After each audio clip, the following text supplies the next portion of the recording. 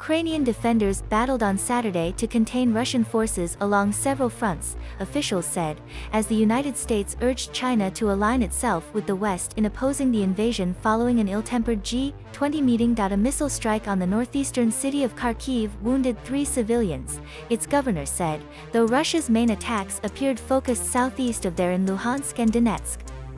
Those 2 provinces, parts of which were held by pro-Russian separatists before the conflict began in February, comprise the eastern industrial region of the Donbass. Ukrainian officials reported strikes in both on Saturday, while Britain's Ministry of Defense said Moscow was assembling reserve forces from across Russia near Ukraine. Donetsk Regional Governor Pavlo Kirilenko said on the Telegram messaging service that a Russian missile had struck Drushkivka, a town behind the front line, and reported shelling of other population centers.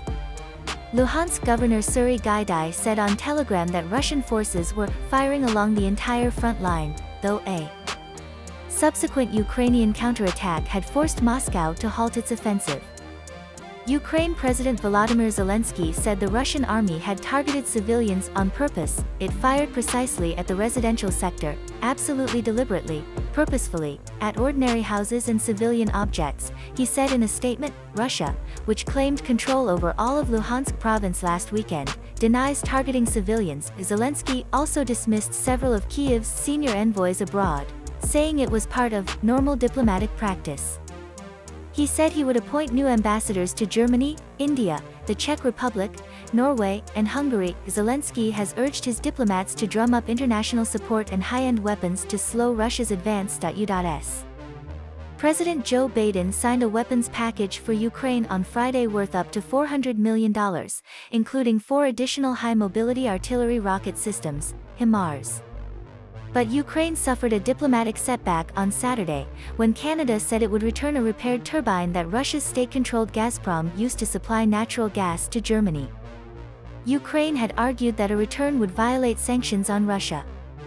China-US frictions. On Saturday, U.S. Secretary of State Antony Blinken, urging the international community to join forces to condemn Russian aggression, told journalists he had raised concerns with his Chinese counterpart Wang Yi over Beijing's alignment with Moscow. The pair held over 5 hours of talks on the sidelines of the G20 gathering of foreign ministers on the Indonesian island of Bali. On Friday, Russia's Sergei Lavrov had walked out of a meeting there, denouncing the West for frenzied criticism. The Chinese Foreign Ministry said, without giving details, that Wang and Blinken had discussed the Ukraine issue. It also quoted Wang as saying that Sino-American relations were in danger of being further led astray, with many people believing that the United States is suffering from an increasingly serious bout of Chinophobia.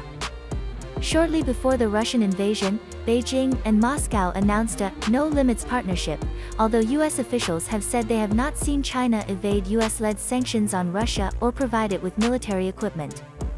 Kharkiv's Governor Ola Synhubov said on Telegram that, as well as the missile strike, fighters had repulsed 2 Russian attacks near Dementievka, a town situated between the city and the border with Russia. Russia's defense ministry said its forces hit 2 bases of foreign mercenaries deployed near Kharkiv.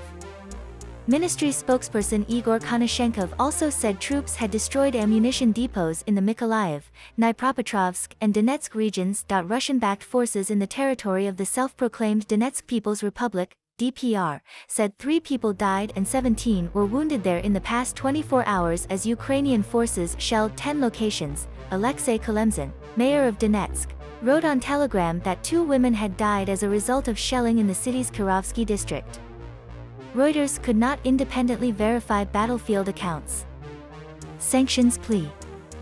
Following Friday's testy G20 exchanges, President Vladimir Putin also signaled that the Kremlin was in no mood for compromise, saying sanctions against Russia risked causing catastrophic energy price rises. Ukraine's Foreign Minister Dmytro Kuleba said on Saturday that sanctions were working, and echoed calls for more deliveries of high-precision Western weapons. Russians desperately try to lift those sanctions, which proves that they do hurt them.